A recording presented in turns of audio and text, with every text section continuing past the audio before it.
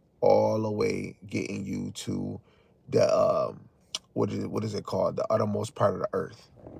Salaki, my screen just went dark. Right? What is called the uttermost part of the earth, or the end of the earth. So we start from here, and you make your way all the way to here, to these lands, right? So then, let's see what else we can get. And this is all by Yahawah, Bahasham, Yahawashi.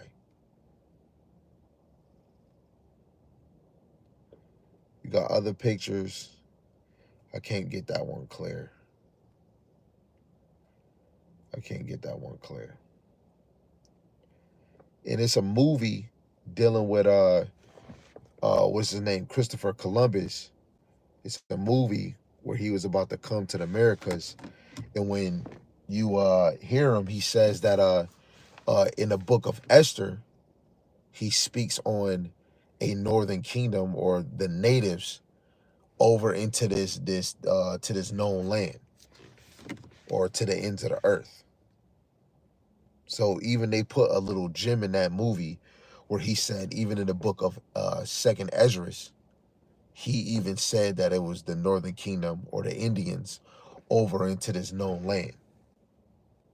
That's how you know Esau, he knows what's going on.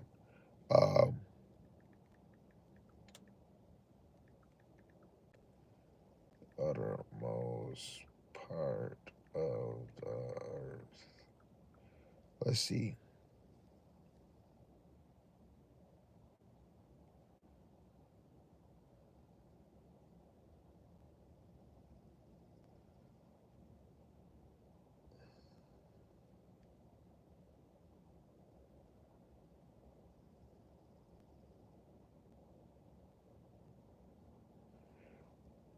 So they're saying the uttermost part, I just had it, but it just left. I just had some information right here where it said our America is technically the end of the earth, or the uttermost part of the earth. And this is where no man dwelled, right? In this land. So going back to Jeremiah, where we was just at, in the 14th, the 16th chapter, where it says, "But Yahawah liveth, that brought up the children of Israel from the land of the north, and from all the lands whither he had driven them, and I will bring them again into their land that I gave unto their fathers." Now, we're going to get a few precepts to show you that even in past tense, the only major captivity the southern and northern kingdom were in captivities together was in Egypt, right? As soon as they got in the hands of the Syrians, they came over here. A majority of the southern kingdom was hopping from multiple captivities, but even the northern kingdom was being, they had a part of being oppressed by other nations too, you know? So let's actually get a few precepts before we continue reading that. So this is Jeremiah, the 3rd chapter, in verse 18, because we're going into deliverance.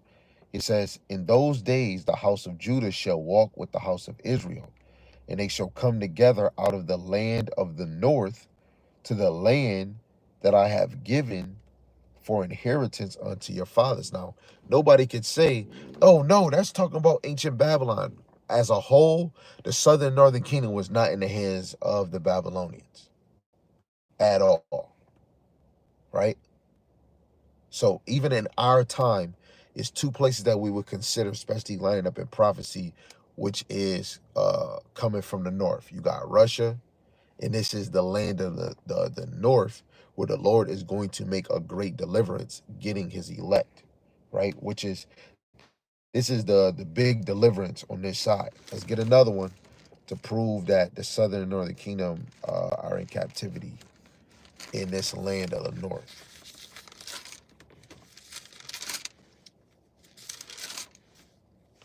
This is Jeremiah chapter 50 and verse 33. "Thus saith Yahawah of hosts, The children of Israel and the children of Judah were oppressed together. All that took them captives held them fast. They refused to let them go. So the southern and northern kingdom were oppressed together, right? They were oppressed together, right? What other captivity would that be? The southern and northern kingdom were oppressed together. Let's read that again. Ones in the back that still might not get it.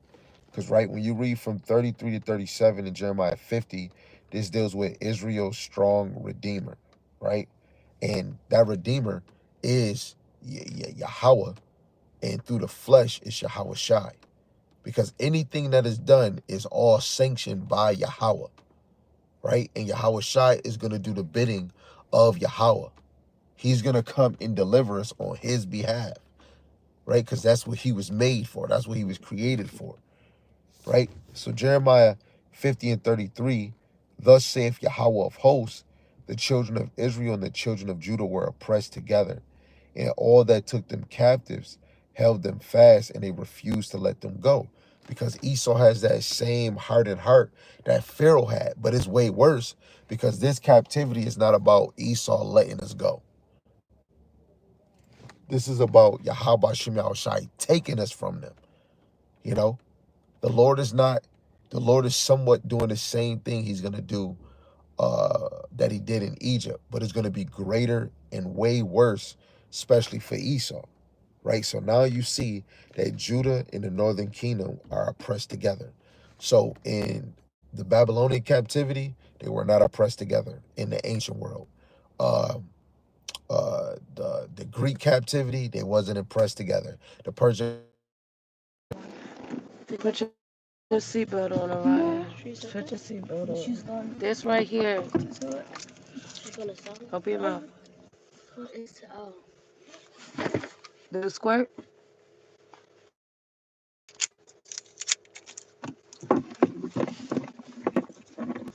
Do I swallow it? Mm-mm. You open the door, spit it out.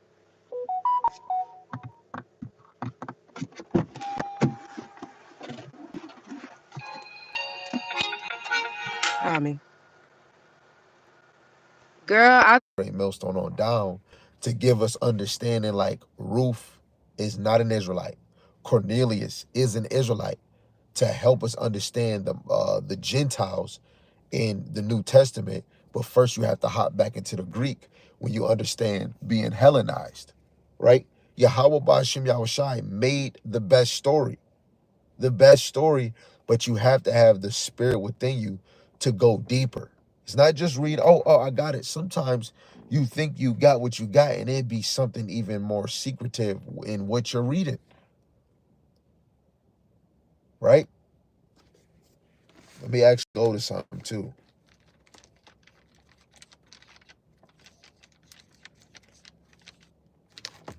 This is Deuteronomy. This is Deuteronomy 29, verse 29.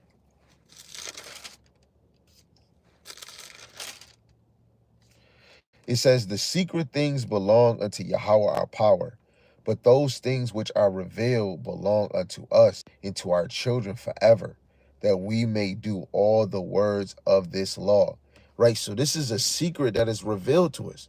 So when Jeremiah is speaking first in Jeremiah 16, verse 14, that, we ain't gonna really be speaking of Yahawah Bahasham Yahawashi delivering us from the land of Egypt.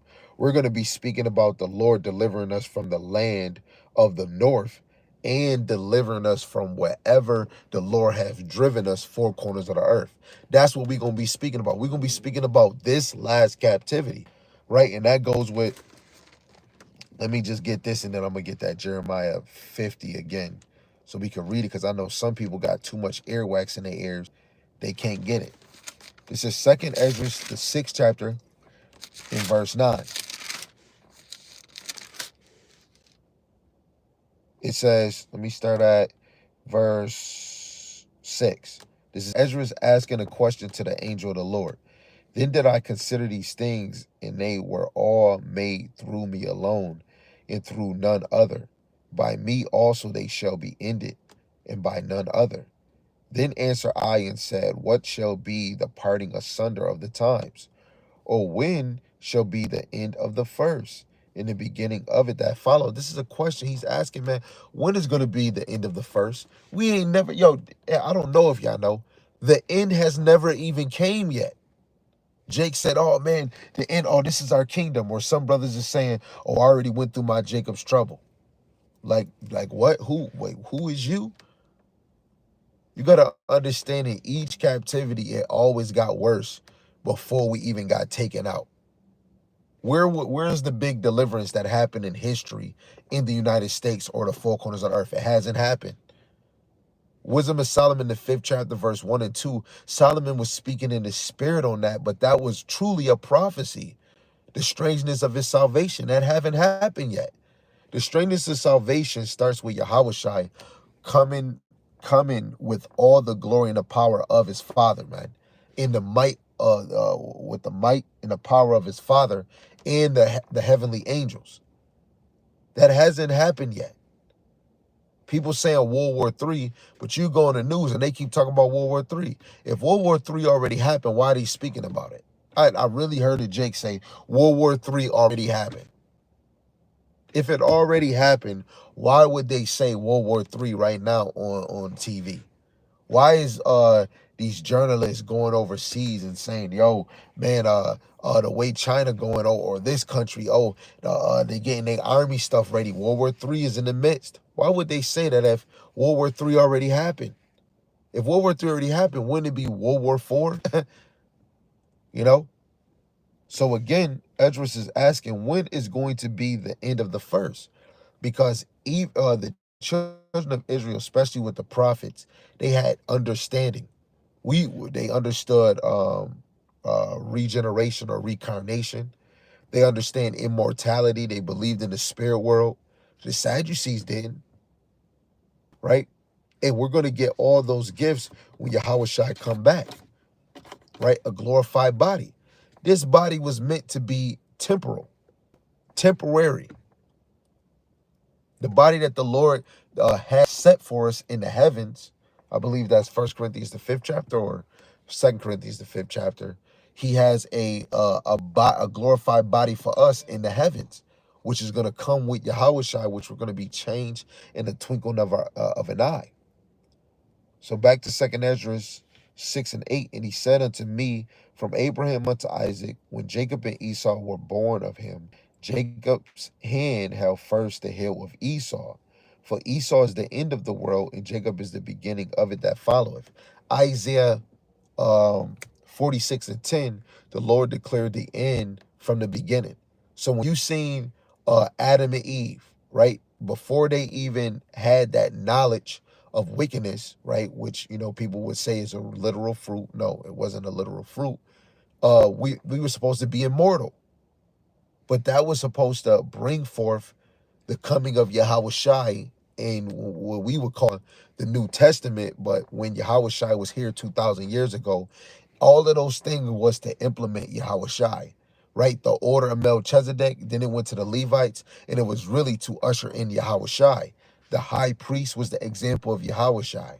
And Yahawashi did what the high priest did, but he went into the heavens, which was the example of the high priest going to the most holiest place. Everything was to lead us to Yahawashi. Everything is to lead us to that everlasting covenant. Everything is to lead us to that great deliverance. We even had the apostles in the time of when Yahawashi was about to go to the Father. Is this the time you're going to restore the kingdom of Israel? It wasn't time yet, because Israel in that time was in the fourth beast that you read and learn in Daniel the 7th chapter. In 2nd Ezra 11 and 12, the Lord expounded a little deeper for him, to give us more understanding, more insight on the fourth beast. But when Yahawashi come, the children of Israel is going to be on that little horn, in that little horn, consumed, devoured, right? Oppressed by that little horn in Daniel chapter 7 and verse 8, right? So when Yahawashi come back, that little horn is going to be in rulership. That little horn is America, with its 10 horns, right, and 7 heads, right? Got a whole system on this side, man. And all praise to Yahawah Shai. He put Francis in the spirit world, man. Right? Things about to get shaky. Somebody did a video a few months ago saying that they got one more slot for a pope. You got to know that the Vatican controls the religion side in this world, right? And you got London the finance and America the military might. This is a whole system, right? Let me get this picture real quick, because we saying Esau is the end of the world. Now, I looked at the Chinese, I looked at the Russians, I looked at Iran. It's no picture that I found on Google or anywhere that will show me that another nation is a empire like America. America shows you that they're an empire because they put their garrison or their military might in other people's countries.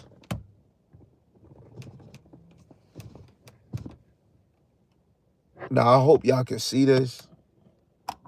This right here is what it say. It says U.S. overseas military footprint. So in multiple countries, not just only the U.S., multiple countries in the world, America put its military footprint in every country in the world. Now, let's look and let's go to history and let's see what will Rome. Let's look at the Greek Empire, um, and they spread their empire very far.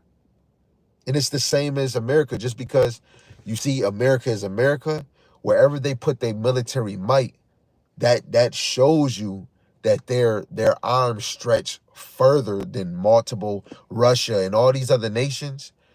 Their power exceeds all nations for this side, even though Russia is Edomites, but it was set up that America was going to be that place, right? America was going to be that whore.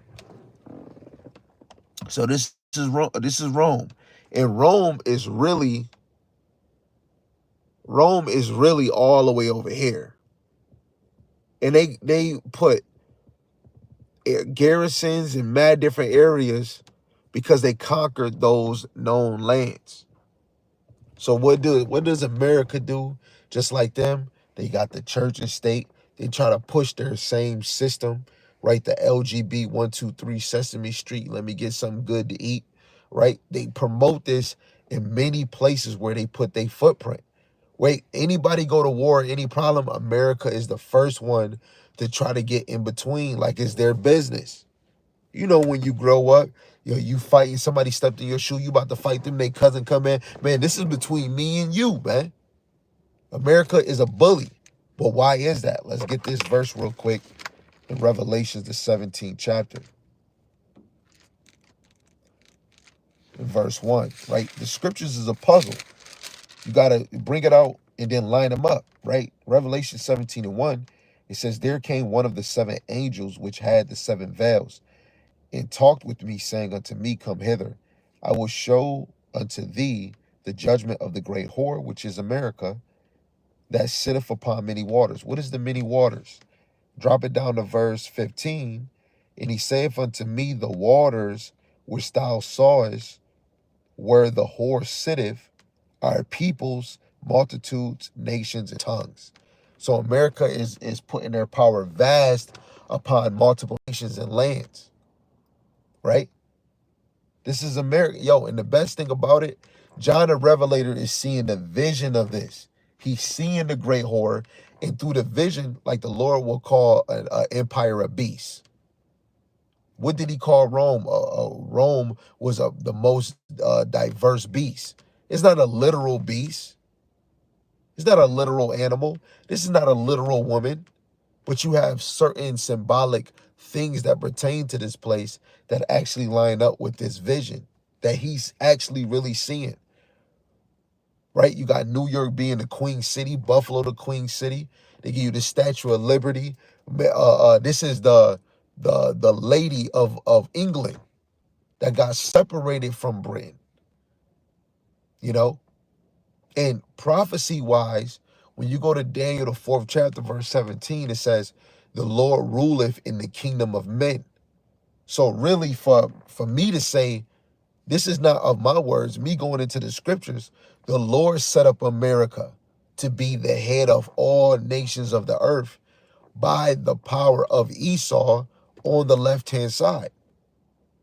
So a lot of y'all, even if you agree or if you don't, you are living in a time of a prophecy that was prophesied years in time before you even got here, right? So let me read this Jeremiah 50 and 33 again. Thus saith Yahawah of hosts, the children of Israel and the children of Judah were oppressed together, and all that took them captives held them fast. They refused to let them go. Right? How are they refusing not to let us go? It's because the Lord put them on them not to. Because that's not part of the prophecy. The prophecy is that we're going to take the kingdom. We're going to get delivered. They're going to bring forth the MOTB, right? The mark of the beast, you know, a lot of people ain't pushing it. It's a physical device. Technology wise, is a microchip, right? I gotta speak in code, Salaki, right? But hey, I already said it. And then Jacob trouble, and then the nuke's gonna be pressed, and that's really the Lord doing that. The things how things is moving day to day, week by week, month by month, how these years is moving, the Lord is coming, man, right? Hey, if they're about to get delivered out of this thing, man, don't get attached to the things that you have, man. This car you see me sitting in, the house that you got, the clothes, the shoes that you got. Hey, you wear them out. The car, you drive it out. You work it out. But when this thing hit the fan, you better hope that you're not part of the fire that's gonna get put on here. So that's why you want to make your call and election short, right? So now let's go back. Let me get another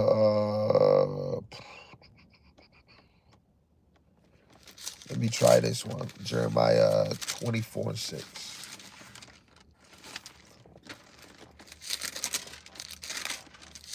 This is Jeremiah 24,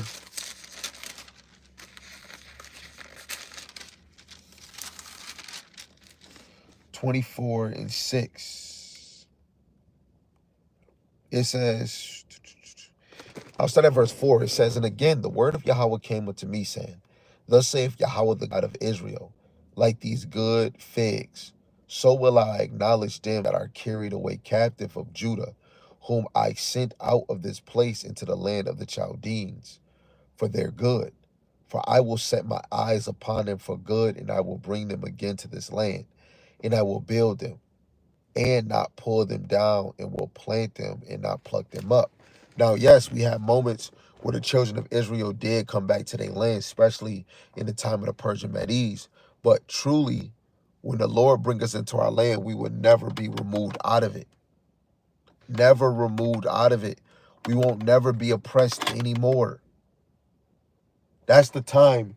That's the mindset you got to have. When it comes to these scriptures, the children of Israel are going to be into their land, and they're never going to be taken out of it again. They're never going to be oppressed again.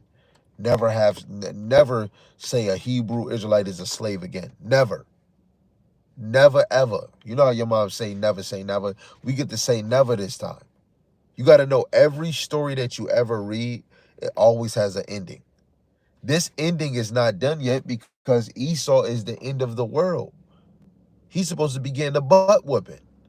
Did we see a massive butt whooping starting with the elites, the ones that's in the high seat?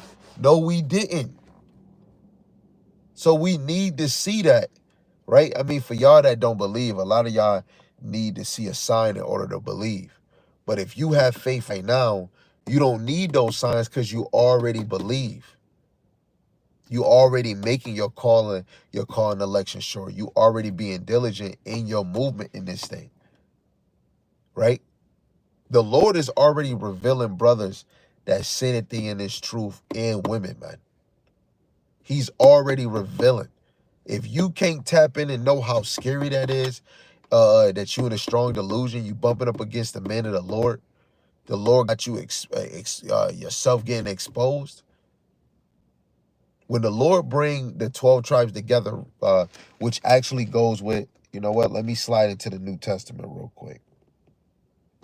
Yeah, let me slide in the New Testament real quick. Let's go to the book of Acts, which is the same thing in Amos 9:11. This is Acts the 15th chapter. Because if we gonna get the land, what has to happen before? Right? The tabernacle of David must be built again. Right? This is Acts the 15th chapter. And I'm gonna start at verse 15. It says, "And to this agree the words of the prophets as it is written." And he's talking about the prophets of the Old Testament, right? It says, "After this, I will return and will build again the tabernacle of David, which is fallen down, and I will build again the ruin thereof, and I will set it up." This is after Yahawashi, man. And they're prophesying what Amos said. Even more when you go to Acts 1, that's when they were thinking that the Lord was going to rebuild the 12 tribes over again. But it wouldn't make sense to do that right there and now when the northern kingdom is not even around. Right? So now we in a time where Jake is in captivity together. That time been passed. That's 2,000 years ago. Now we in this time where the southern and northern kingdom are in captivity together. We're coming in this truth together. We're getting the name of the Lord, right?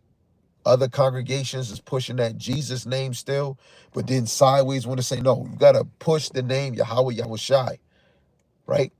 Gravitate, right? Gravitate so that the fish can bite the bait of the name of the Lord and come in this thing and hear the doctrine daily, right? But that's how we build the tabernacles of David, by the wisdom, knowledge, and understanding of Yahweh Bahasham Yahawashi. I'm not building up the tabernacles of David by a music album. I'm not building up the tabernacles of David by partying on the Passover. Because really coming in this truth is experience, and then you grow. Some of us is excited. We partying, we doing this. But then the more you grow, the more serious you become. The more you grow, the more sorrow, the more you get afflicted. Like, damn, Jake don't want to hear this. Oh, man, you know what? This only for the elect. Then you see how women is acting. You see how the children is. It makes you keep your mind single, make you want to be girded up. This is not about how many people you cut, how many people you stab. This is about edifying the sheep so that the elect can grow. You're trying to plant and water seeds so the Lord can make them grow. Oh man, I'm about to debate. Oh, I'm the best debater. Then you get known for debating your cause, but then you find out you debating the Egyptian, or you debating the Muslim, or you debating the Edomite. What is you trying to gain? Because really, we supposed to really do this thing for Yahweh Bahasham Yahawashi. We're not in this thing for man's sake. You have to be compelled, forced by Yahweh Bahasham Yahawashi to teach this truth, to edify the sheep. What is to edify? What does edify mean? And we already reading a verse right now where he said, "And will build again the tabernacle of David." When you look up the word edify, it means to build or built up. That's the only way we're going to build up the tabernacles of David. Better yet, let me actually get you something. Let's get edify right now. Let's get that right now, man. We gonna get that right now.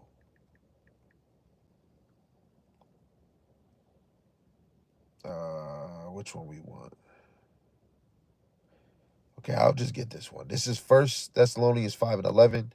"Wherefore comfort yourselves together and edify one another, even as also ye do." So let's look up this word edify.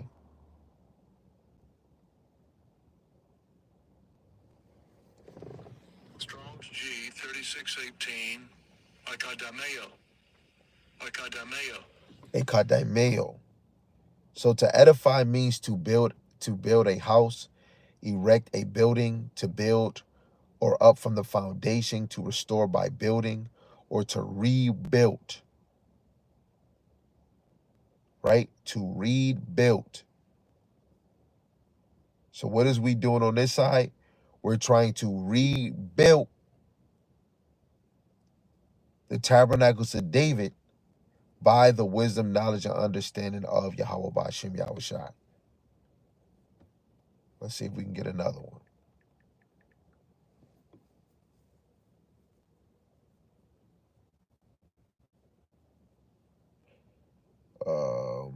Let's get this one. Ephesians 4:12.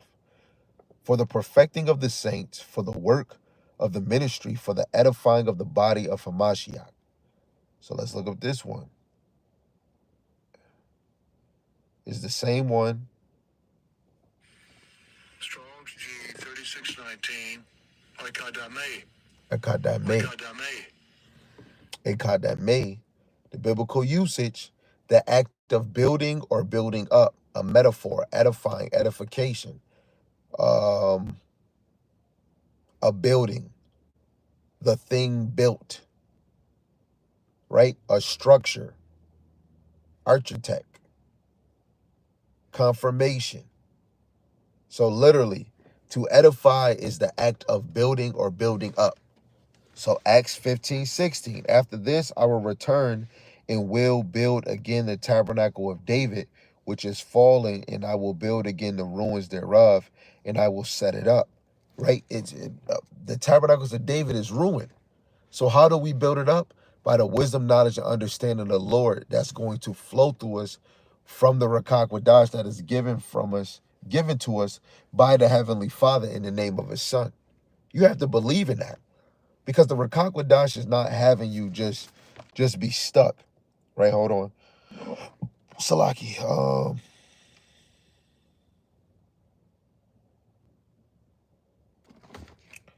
What did I want? Okay, yeah. 1 Corinthians, because we talking about the spirit and how is this gonna happen? This is 1 Corinthians 2:10 and 11. It says, but God have revealed them unto us by His Spirit, for the Spirit searcheth all things, yea, the deep things of God. For what man knoweth the things of a man, save the spirit of man which is in him? Even so the things of God knoweth no man but the Spirit of God. So for us to truly know the things that's going on in these scriptures, or that the Lord had prepared for us, or talking about deliverance, we need the Rakak Wadash. Every nation is not going to get the Rakak Wadash because the Lord is not dealing with everybody. The Lord is not dealing with every nation. Unless you an Israelite that's mixed up in other nations, then okay. But the Lord is really dealing with one race, the Black, Latinos, and Natives, regardless if you accept it or not. Because from beginning all the way to the end, the Lord was already declaring the end from the beginning, right? He was already setting up His chosen bloodline, starting from Adam, going all the way through to the sons of God, then bringing forth Abraham, Isaac, and then Jacob, and then the descendants, which is truly through the reincarnation, the sons of God are the sons of Jacob. The ones that have that chosen bloodline that was called to carry that bloodline, talking about the men, right? This was all ordained by Yahawah. It wasn't ordained by me. It wasn't ordained by the elders. It wasn't ordained by him or the pacemaker. Shabba dabba ding dong. No, it was all ordered by Yahawah Bahasham Yahawashi. The other nations didn't even call on Yahawah Bahasham Yahawashi as a nation. No other nation was keeping the law except for Israel, unless they were servants under us. We can't mix another nation in with what we had. Just, oh man, but Israel cast y'all away. Okay, if Israel cast us away, ask this question: is the Israelites still on the earth? You would say, yeah. Then Paul said in Romans 11, verse 1, the Lord didn't cast away His people. But you would have to look at examples of how He cast us away. He removed us out of His land, man. The Lord is whooping us, man. All these other nations is not going through the same thing we going through because we have sinned. So to rebuild the tabernacles of David, It has to start with the Spirit of the Lord, right? And then with that Spirit of the Lord, let me get this. St. John 7, verse, I'm gonna just get this point. Verse 38, and he that believeth on me, as the scriptures have said, out of his belly shall flow rivers of living water. But this spake he of the Spirit, which they that believe on him should receive. For the Rakakwadas was not yet given, because that Yahawashi was not yet glorified. So again, that's giving you the example of the Spirit. But let's show, because if it's water flowing out of you, what is this water? Let's go to a classic I'm always bringing out. Second Ezra, the 14th chapter, verse 47. For in them is the spring of water. For in them is the spring of understanding, in the fountain of wisdom, in the stream of knowledge. That is all water. That is what's going to flow out of first the men of the Lord that's going to actually teach. On this side, you got a job. You might have a household, right? I'm talking to you men because I know brothers either got a household or they single, right? And Lord willing, however you teach, or how many times you teach, that's really the Lord compelling you. He's forcing you to teach his word. I can't do nothing. But really, we have things on this side that will slow us down from doing that. And out of love, through the flesh, it will be women. It can be children, especially if you're a single parent, right? Because the number one thing on this side is, meditating on the Lord, praying to the Lord, teaching his word, studying. That's the main thing on this side. Because how can we rebuild the tabernacles of David? By the wisdom, knowledge, and understanding. And this is a battle because while the tabernacles of David being built through the Spirit, you have some Jake that are set up to try to tear it down. And that's just like the same thing when Ezra and Nehemiah and the ones that came with him to rebuild the ruin of the temple and so on and so on. You had nations like, man, what is they doing? They're rebuilding. They're rebuilding. It was people bumping up against us in that time while we was building up the temple. You even had it in the Greek captivity when they defiled the temple.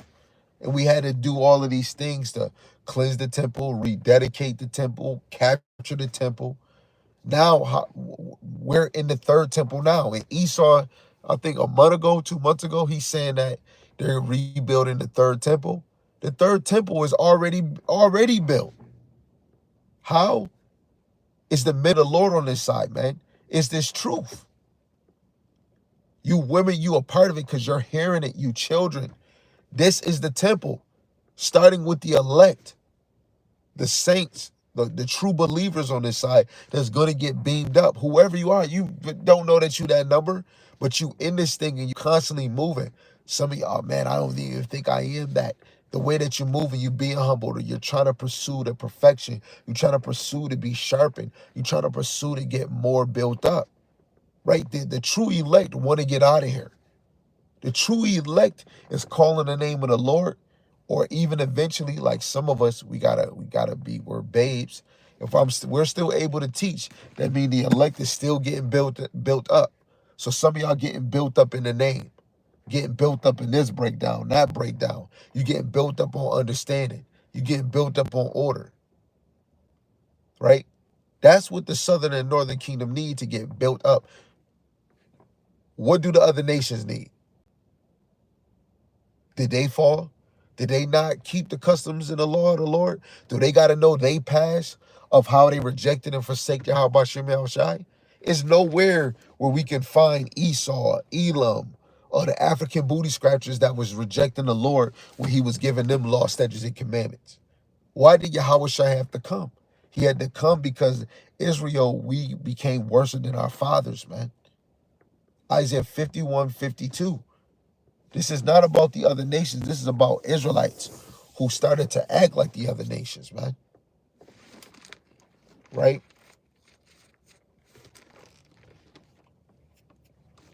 So let's go back to Jeremiah.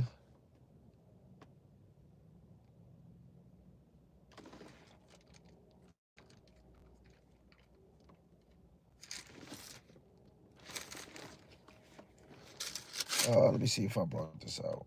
This is Jeremiah chapter 32, and I'm going to start at verse 36. It says, Now therefore, thus saith Yahawah, the God of Israel, concerning this city whereof ye say it shall be delivered in the hand of the king of Babylon by the sword, and by the famine, and by the pestilence. Behold, I will gather them out of all countries, whether I have driven them in my anger, and in my fury, and in great wrath, and I will bring them again into this place, and I will cause them to dwell safely, and they shall be my people, and I will be their power. Right? We're going to get into that, right? It says, and I will give them one heart and one way, and they may fear me forever, for the good of them and for their children after them. And I will make an everlasting covenant with them, that I will not turn away from them to do them good, but I will put my fear in their hearts, in their mind, that they shall not depart from me. Yeah, I will rejoice over them to do them good, and I will plant them in this land assuredly with my whole heart and my whole soul. For thus saith Yahweh, like as I have brought all this great evil upon this people, so will I bring upon them all the good that I have promised them. Come on, man. And we already had promises all the way from the law, from the Psalms, and from the prophets. So we can't bring the other nations in this when the Lord said he promised something for us, man. He promised something for us. I'm going to say that he promised something for us, man. The Lord promised something for us.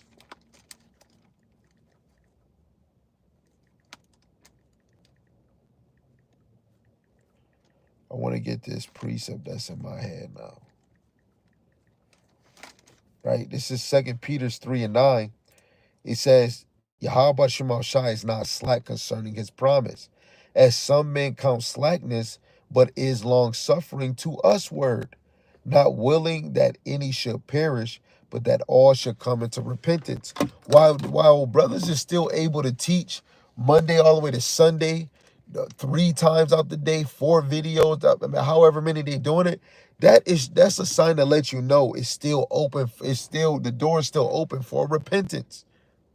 Be sorry, and then have a converted heart to not want to do it again. Ask the Lord to cleanse your heart, to cleanse your mind, make me better. Show me what you want me to do, right? Because right now the Lord is restoring the foundation of the tabernacles of David, and he's doing it through the Spirit, through the Rakakwadash. This is not Harry Potter. This is the real deal Holyfield, man. Right? Yahawashi said it, and it's always going to be a good scripture. St. John 15:16. Right? I have chosen you. We didn't choose him. He chose us. This ministry chose us. We didn't choose it.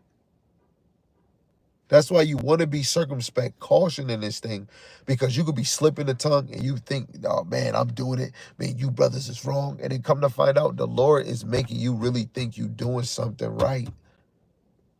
Brothers was stabbed the law in first. And I seen one of the top dude, like, I'm gonna just say his name, Captain Tazariak, right? How they might talk about this camp or that camp. The man said, I'm not good with prophecies, man. So you don't see me bring them out. I'm not good with it. A lot of y'all not good with even understanding even the law.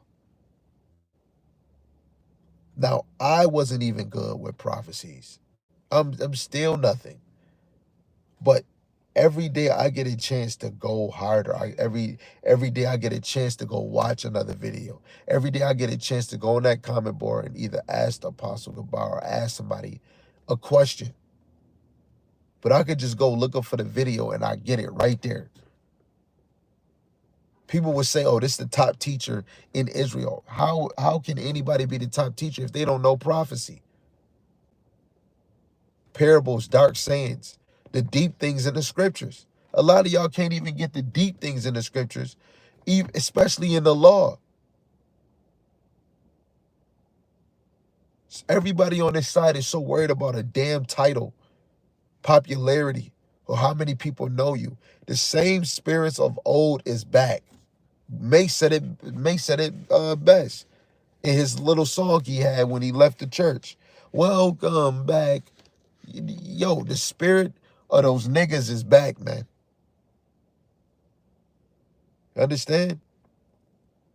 The Lord is about to bring the promise that he told Abraham, all the way from Abraham, Isaac, and Jacob.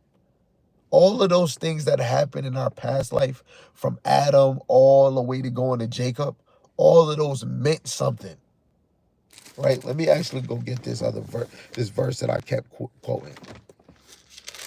Cause for some reason, sometimes I'll be thinking it might not be hitting me. This Isaiah 64, verse 10. I'm gonna start at verse 9. It says, remember the former things of old. So even if I'm in the new or in Apocrypha, I should always still remember the things of old. Romans 15:4, the things that were written aforetime was written for your learning. Don't you know it's books, scriptures that was written before the book of Roman, the book of Acts, the book of Matthew, the book of John, the book of Luke, the book of Mark. It was books way before them. So remember the former things of old, for I am God, and there is none else. I am God, and there is none else. Right? Just a sidebar. Yo, is nobody he is or he exists. Plain and simple. Yahawashi is not he is or he exists. He got created. He's the beginning and the end. He has a beginning. Right? Yahawah don't have a beginning. He is. Right? Declaring the end from the beginning and from ancient times the things that are not yet done, saying, my counsel shall stand, and I will do all my pleasure. So if anybody think that the Lord is saving all other nations, he's dealing with other nations the same way he's dealing with Israel, then you're changing his thoughts or what he planted in this thing. But that's not the case. Christianity been out here longer than we even started teaching this truth on this side. Why ain't nobody get saved?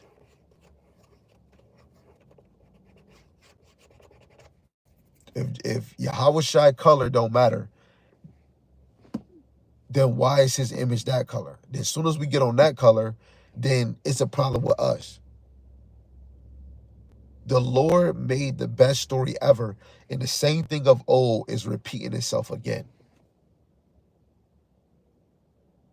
History is merely repeating itself. But it's great on this side because the delusion that hits the level of everybody, and everybody think they know something, let alone with technology. You could just go look it up on the internet. A lot of y'all is not even reading. A lot of y'all don't even want to listen to a teacher. But you'll go to school, middle school, high school, then you take your ass to college. Then you want to go to trade school and you reading different books. But when it comes to these scriptures, you don't want to be taught that, but you'll be taught to go going to school. When you go look up college when it first started, they was teaching the Bible. Now they got fraternities, they got all these other things. This world, which we're living in America, they're making the Bible less valuable than what it is. But you want to know why it has to be less value for them? Because they don't want niggas to read. Because if we read the two prophets, the southern and northern kingdom, Revelation 11, we afflict them. When we're really serving the Lord, we afflict the nations because Bahasham is with us. And we rebuke and we put order within the midst of us. And we put order in our household. They don't want that. They want to put you in a minimum of how many children. They want to put you in a minimum of how many women a man is actually dealing with. This is why it's easy to manipulate women. We need deliverance, man, because this is not living. You got Jake really thinking they better than you because they spending $1,000 on a Louis Vuitton, but Esau paid these mofo Ching Long egg roll only $5 to $50 just to make the Louis Vuitton. So let's see who really stupid then. You know, Esau is really playing a game with y'all. And everybody that claimed that those clothing and all that other stuff gonna say they got a relationship with the Lord. But when it comes that God is only Yahawah is only delivering and saving the 12 tribes of Israel. And we just seen it. So again, Jeremiah chapter 16, verse 15. But Yahawah liveth that brought up the children of Israel from the land of north, and from all the lands whither he hath driven them. And I will bring them again into their land that I gave unto their fathers. Behold, I will send for many fishers. This is all prophecies, because Israel is not in their land. They did not get delivered from the land of the north. Behold, I will send for many fishers. You got to go in the gospel. What did Yahawashi tell Peter and Matthew and them? Right? I will make you fishers of men, saith Yahawah, and they shall fish them. And after I will send for many hunters. Because now the Spirit is going to be upon these men that were called to be fishers, and they're going to be hunters. Esau is a hunter, but the men of the Lord are going to be called hunters because they're going to have a spirit in them. And they're going to be hunting those that devoured them. Right? What is that? I think that's Jeremiah 30 and 16. It says, and after I will send for many hunters, and they shall hunt them from every mountain and from every hill and out of the holes of the rocks. Hold on. First, let me go to this in Isaiah 2. Actually, we're going to bring this one out after. Isaiah 2, and let's look at Jeremiah 30 and 16, if that's the right verse. Yes. Isaiah 30 and 16. Therefore, all they that devour thee shall be devoured. So this is going into from verse 16 to 17, the destruction of Israel's enemies, Israel's adversaries. When you go to Zechariah 2 and 8, whoever touched Israel touched the apple of Yahweh's eye. When you go to 1 Maccabees chapter 2 and 10, it's not one nation that did not touch the spoils of Israel. It's not one nation. So all those nations that touched us, they're going to be devoured. Therefore, all they that devour thee shall be devoured, and all thy adversaries, enemies, every one of them shall go into captivity, and they that spoil thee shall be a spoil, and all that prey upon thee will I give for a prey. For I will restore health unto thee, and I will heal thee from thy wounds, saith Yahawah. That's reparations, because they called thee an outcast, saying, This is Zion, whom no man seeketh after. Now, let's get another one, because Revelations, the 13th chapter, is talking about two beasts, the beast in the sea and the beast on the earth. The beast in the sea is Rome. The beast on the earth is dealing with America, the small horn in Daniel, the 7th and 8th, Daniel the 7th chapter, in the 8th verse. So this is Revelations chapter 13, verse 7. And it was given unto him to make war with the saints. This is dealing with Rome, and to overcome them, and power was given him over all kindreds and tongues and nations. And that was just like the map I showed you about Rome. Their empire grew very large. It says, and all that dwell upon the earth shall worship him, whose names are not written in the book of life of the Lamb slain for the foundation of the earth. So really, the book of life is really the elect. The ones that's not written in the book of life is the 2/3, right? And they're Israelites. Israelites. The book of life pertains only dealing with Israelites, which are the elect that are getting salvation on this side. The ones that are not written in that book of life is really just the 2/3, right? So verse 9, if any man have an ear, let him hear. He that leadeth into captivity shall go into captivity. He that killeth with the sword must be killed with the sword. Here's the patience and the faith of the saints. Oh, but some of them kids and the girls didn't do anything. Wait, hold on. When we go all the way, let's get some history real quick. So that's dealing with captivity. We've seen in Jeremiah that they're going to be devoured. Then we're going to go back to Jeremiah 16, and then we're going to go to Isaiah 2 to show you that we're going to actually search for them in the holes. But I want to give you some history on something before anybody think. They say, but the kids, they didn't do nothing. So this is you can probably read the whole chapter if you want. But this is one point. This is Joshua chapter 22 and verse 20. Did not Achan, the son of Zerah, commit a trespass and a cursed thing, and wrath fell on all the congregation of Israel, and that man perished not alone in his iniquity. So all Israel, a curse fell on all Israel because of one man. And when he died, he did not perish alone in his wickedness. His children and his cattle and all his possessions got destroyed, stoned, and then put on fire, and then they called the place Gilgal. What did his children do? He the one that took the Babylonian garment and the silver and the gold. Not the children, not the animals, and not his possessions, man. So even with Esau, when Yahawashi come back, it doesn't matter boy, girl, daughter, cousin, niece, wife, right? The apple don't fall too far from the tree, right? Esau is going to get it from the oldest to the youngest. Did not the children of Israel from the oldest to the youngest go into captivity? Did not the righteous prophets go into captivity? Daniel went into captivity, right? Hezariah, Hananiah, and Mishael, they went into a dang furnace. They was oppressed by their rulers too, even though that they were wise men. Even the righteous had to go into captivity. If the men of the Lord are on this side and they teaching this word, which I and many other brothers do call themselves prophets, we are in captivity.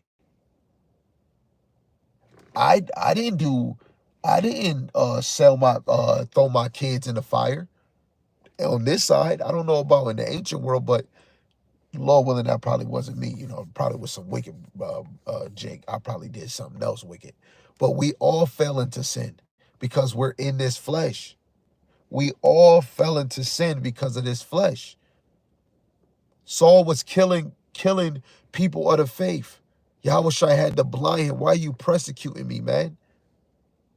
So he got his hands dirty too. David did what he did. Solomon, who was Yahawashi, he did what he did. Adam, listening to his wife, and Eve, they did what they did. That chosen bloodline, we all slipped and fell.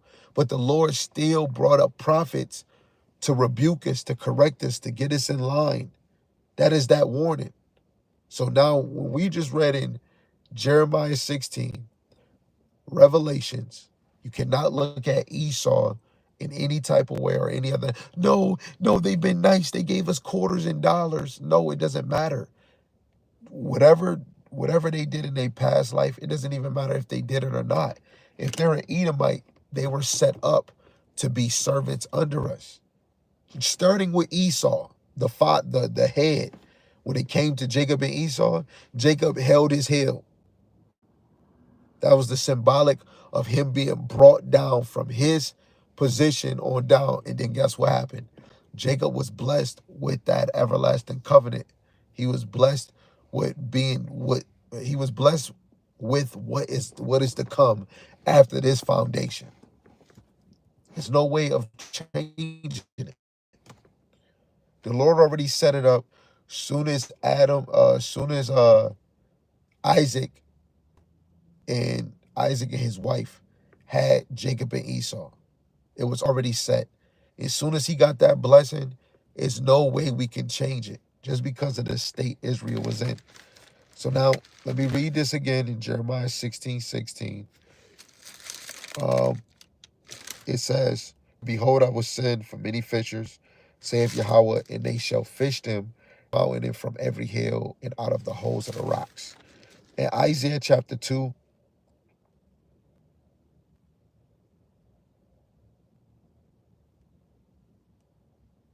verse 10, it goes into like the day of the Lord. It says, enter into the rock and hide thee in the dust for fear of Yahawah and for the glory of his majesty.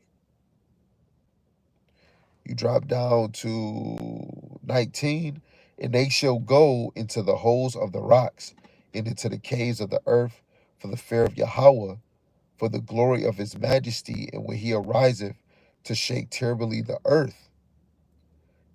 In that day man shall cast his idol of silver and his idols of gold, which they made each one for himself to worship, to the moles and to the bats, and to go into the clefts of the rocks, into the tops of the ragged rocks, for fear of Yahawah, and for the glory of his majesty, and when he ariseth to shake terribly the earth.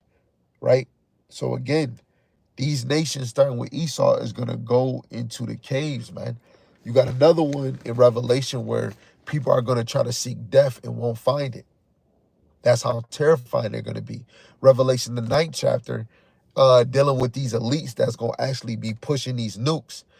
When that time comes, they're not going to even be sorry for the things they done. Right? Let's get it. Y'all just really, a lot of people just think the spiritual Satan is ruling everything. It's nobody. It's not their fault. Yes, everybody was created for their uses. If the elect of Israel is getting the Rakakwadash on the right-hand side and the wicked is getting dealt with the left-hand spirit, that was their lot. We can't change that. Only Bahasham Yahawashi can.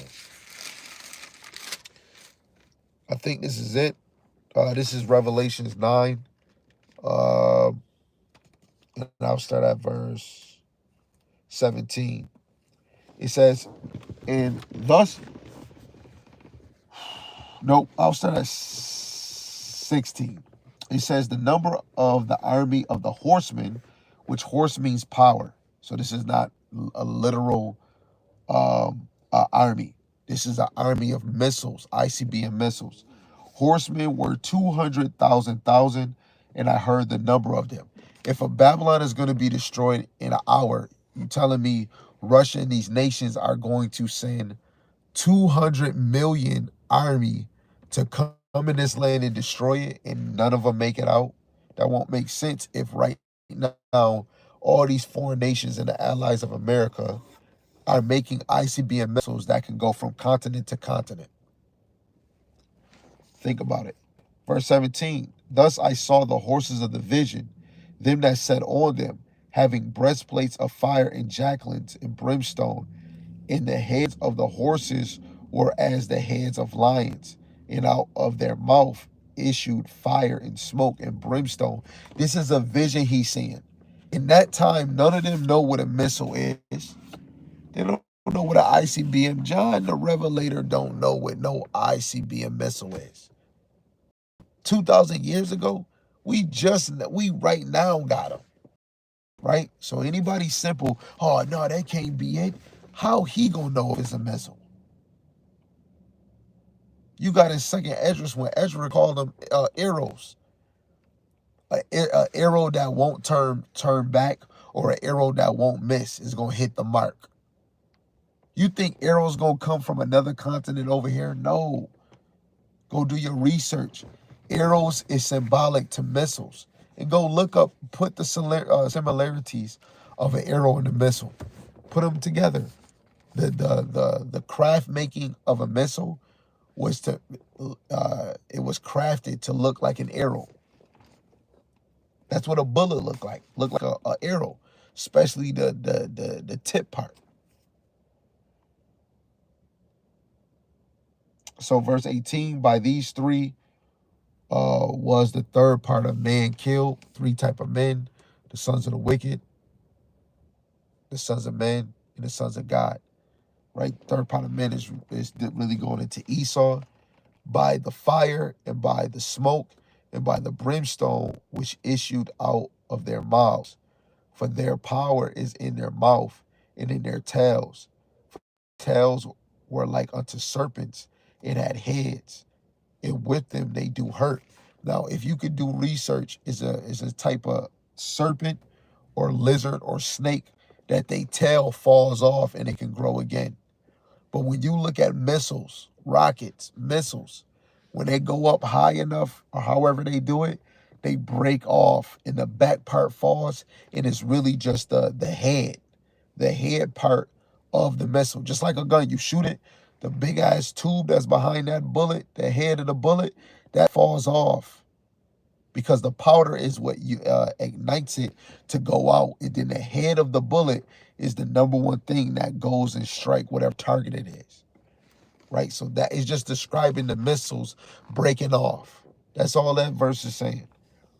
In the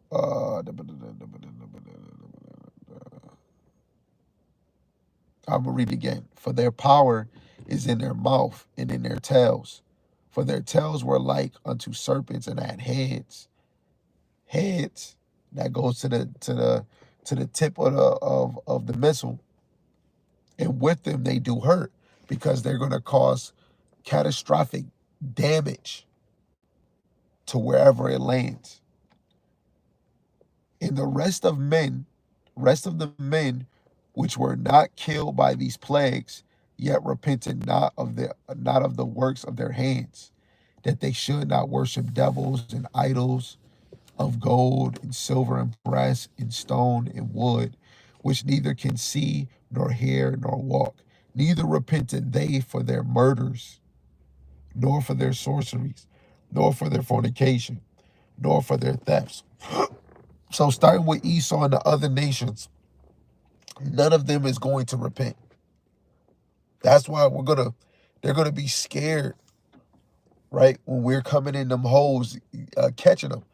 Nobody can survive. When we went into the Isaiah to line it up, and then we went to the Jeremiah 16, grabbing them out the holes. When those nukes drop, nobody can really just survive, just living wherever, especially with all the smoke, right? The what is it? Radiation, right? This is gonna get you sick. You know how many people gonna just die just from the radiation? The water gonna be polluted, the animals, right? So a lot of them elites is gonna try to hide under the earth where they think they're gonna be preserved or hide from that danger. But the Lord gonna put the spirit on us where it's gonna be hide and seek, and you're not gonna be too good at it, right? Salvation is, yes, you getting delivered out of here, right? Which we can go to Luke, the 1st chapter. You get saved from your enemies. You can go to Matthew 1 and 21. Yahawashi, he's going to save his people from sin. First Corinthians, the 15th chapter. He's going to save us, which is the victory from the sting of death, which is sin. He's going to save us from that.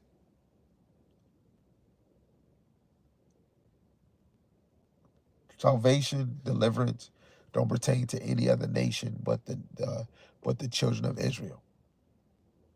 Every nation got their possession. How can another nation get saved or get a part of our land? If every nation that's in the Bible, they all got their own possession. Don't make no sense.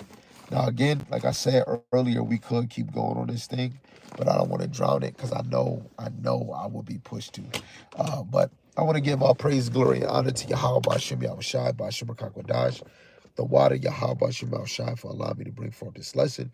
Lord willing, it was edifying to you, brothers and sisters. And double honors to the elder apostles and the elders of great millstone who rule well and teach well through the Spirit. And a mighty shalom to the hopeful elect who are scattered four corners of the earth in the same Spirit. Lord, willing that y'all all continue to pursue the same lot, right? Be diligent and be sincere. Shalom to the Akwat Young believers in his faith and his truth. Continue to pursue your lot, being a loving and silent, virtuous wife. And Lord, willing the most have mercy on other brothers and sisters that's not in the faith.